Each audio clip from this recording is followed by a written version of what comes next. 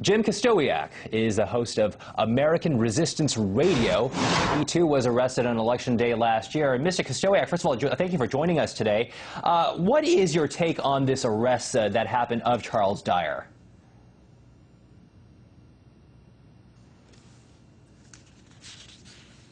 It kind of looks like we're... Mr. Kostowiak, can you hear me? Okay. Mr. Stokowiak, we are having some technical difficulties, and that's information for you at home as well, too.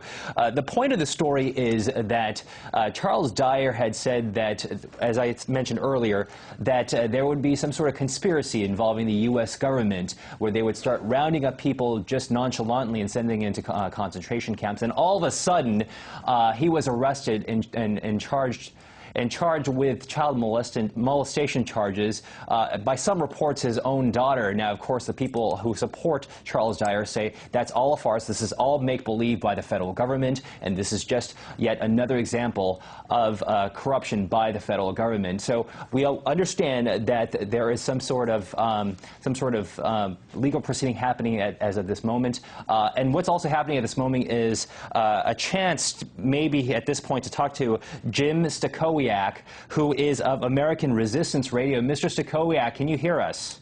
Yes, sir, I can. Okay, perfect. So I kind of gave a little bit of background information of what happened with Charles Dyer. What is your take on what happened with Mr. Dyer? Well, in 60 seconds, basically, this comes right out of a playbook from the 90s. This is the same playbook that was used against the Branch Davidians on sexual molestation charges which to date have not been proven. When I look at the track record of the American Terrorism Force, the ATF, and the record of burning 17 children alive, shooting an unarmed mother in the head, Ruby Ridge, and more recently the TSA planting cocaine on a young college student, the ATF has a track record of manipulating data to get desired convictions. What's not been talked about in the media, and you're going to be the first network this is going out live, is that the ATF is now trying to say that Charles Dyer, a.k.a. July 4 Patriot, was in possession of a silencer.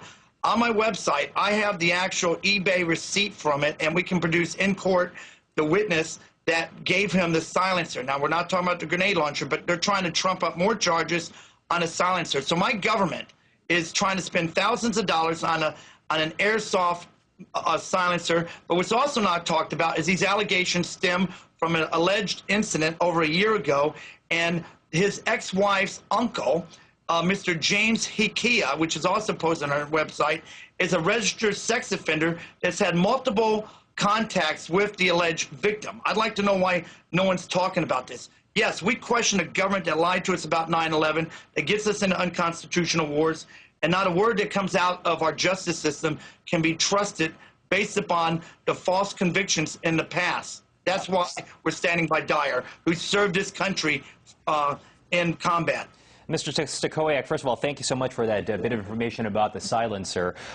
Just a couple points of clarification here. You called ATF the American Terrorism Force, just so that people at home know they're also more officially known as Alcohol, Tobacco, and Firearms, the Bureau of.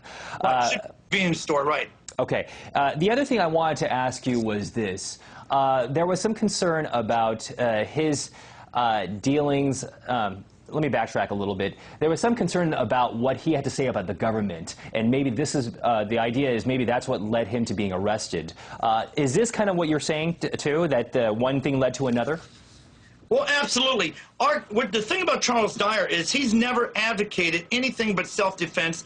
I stand by the same positions of Charles Dyer or July 4 Patriot. Everything he said in the video, I and thousands of people stand behind. We do have a tyrannical government, and we will defend our Constitution as a final option. You know, the whole reason that people question our possession of like, as I have behind me, I have an AK-47 Kalashnikov, and I have a Daewoo DR-200 5.56. These are the liberty teeth of the people. The whole reason our founders gave us the Second Amendment is to protect us against tyranny and government. Right now, we still have political means, but our firearms are when all political means are exhausted. That means when we can't be talking like you and I are doing today, when we can't gather in the streets, when we can't pass out leaflets and criticize our government. But right now, we have that opportunity. Okay.